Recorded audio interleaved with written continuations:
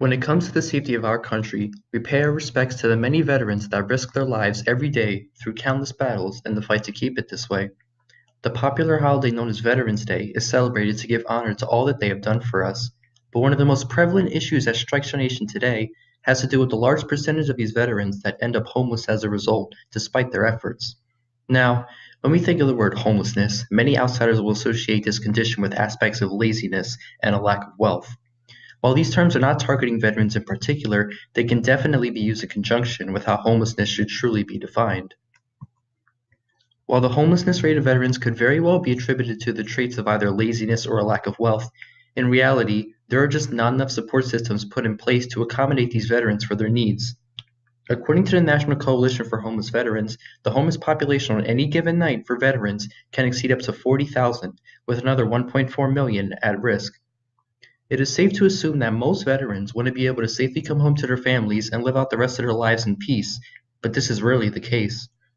I read an article that emphasized how it is most often the case that homelessness is an amalgamation of many other factors such as poverty, housing shortages, and, especially for veterans, psychological disorders. Post-traumatic stress disorder, otherwise known as PTSD, is the most common disorder that veterans are afflicted with having come home from a war. PTSD comes with many symptoms such as recurring nightmares of a traumatic event, as well as experiencing emotional distress to similar events. For those veterans afflicted with this disorder comes with it a process of reintegrating into society. This process has three major areas of concern: healthcare, housing, and employment.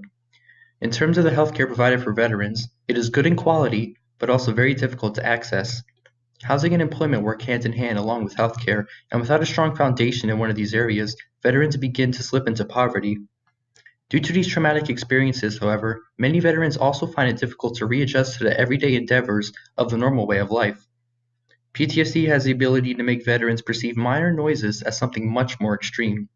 To a veteran, the sound of dropping a pen on the floor could be amplified to the intensity of something like a gunshot or explosion. When the whole perception of navigating society is a constant battle both internally and externally, these veterans should not be forced to handle this transition alone. According to the U.S. Department of Veteran Affairs, between 300,000 and 500,000 service members have dealt with PTSD across 12 years of combat. Thus, conservatively, more than 95% of Americans with PTSD are civilians. This means that, although we commonly associate the psychological disorder with veterans, it is not the only group of individuals we should associate it with. All individuals are susceptible to traumatic experiences of some magnitude, but the effect it has on veterans makes it seem like they're the only ones who can truly experience it. What does all this have to do with how these veterans are marginalized, you may ask?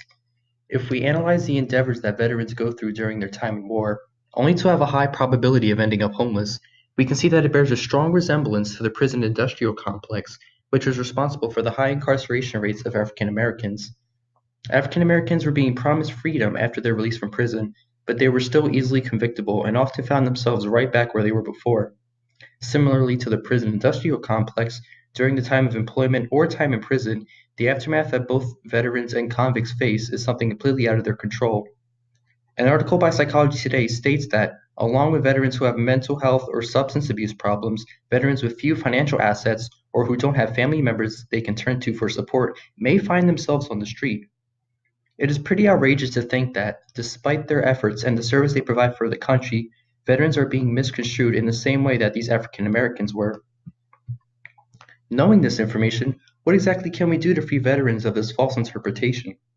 Thanks to many nonprofit and private organizations like Green Doors and the National Coalition for Homeless Veterans, there are a multitude of programs specifically designed to get these veterans off the streets.